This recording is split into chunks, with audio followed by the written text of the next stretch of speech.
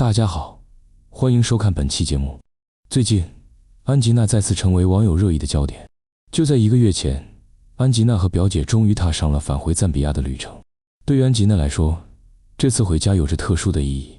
过去很长一段时间，她一直生活在中国，虽然逐渐适应了新的环境，也认识了很多朋友，但家乡始终是家乡。那里有她从小长大的地方，有她熟悉的街道，有她的亲人，也有她难以割舍的回忆。因此，当她终于回到赞比亚的时候，许多关注她的网友都发现了一个明显的变化，那就是安吉娜笑得比以前更多了。从分享出来的视频中可以看到，她和家人团聚，一起吃饭，一起聊天，一起探望亲戚，整个状态显得十分轻松。不少网友感慨，这才是她最自然的样子。还有人说，已经很久没有看到她这么开心了。1个月的时间说长不长，说短也不短。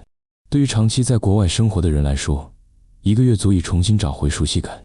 也正因为如此，很多网友开始担心，安吉娜会不会舍不得离开，会不会回去之后就不想再回中国了。当时这样的讨论虽然存在，但更多只是猜测。谁也没想到，真正让争议爆发的事情很快就发生了。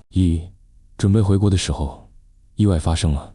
根据最新消息，就在安吉娜和表姐准备购买返回中国机票的时候，安吉娜突然告诉表姐，自己的护照找不到了。消息传出之后，评论区立刻沸腾，因为大家都知道，对于国际旅行来说，护照的重要性不言而喻。没有护照，就意味着无法正常登记。也就是说，如果护照真的丢失了，那么原本计划好的回国行程很可能被迫取消。于是，一个问题迅速成为大家讨论的焦点：安吉娜的护照到底是真的丢了，还是另有原因？为什么网友会产生怀疑？其实，很多网友并不是怀疑护照会不会丢。现实生活中，护照遗失并不少见。问题在于，这个时间点太敏感了。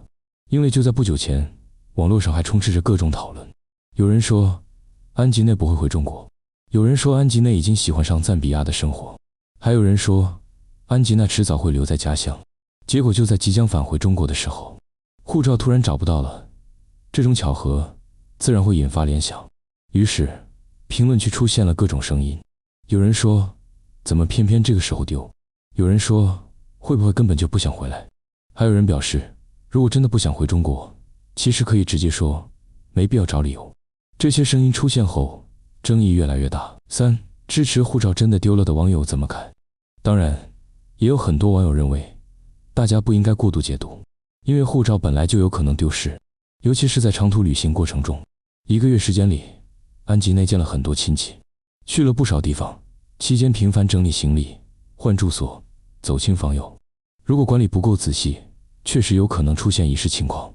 支持这一观点的网友认为，如果真的是故意不回中国，完全没必要用护照丢失这种方式，因为护照丢失之后还要补办证件，还要联系相关部门，整个过程反而更麻烦。所以从逻辑上来说，真的丢失并非没有可能。支持这是借口的网友怎么看？另一部分网友则持完全不同的看法。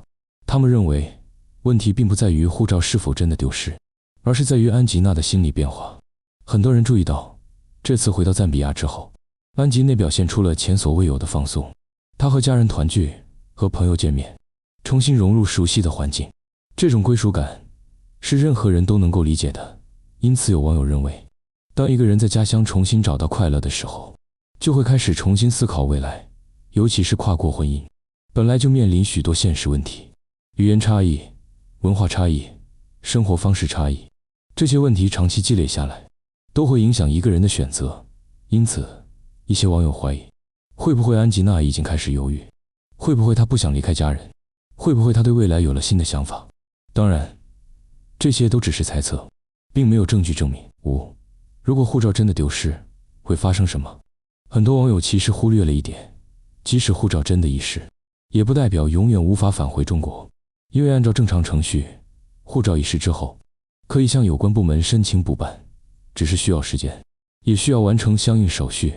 换句话说，即使护照丢失是真的，最终是否返回中国，依然取决于安吉娜自己的选择。因此，真正决定未来的，并不是护照，而是她内心的想法。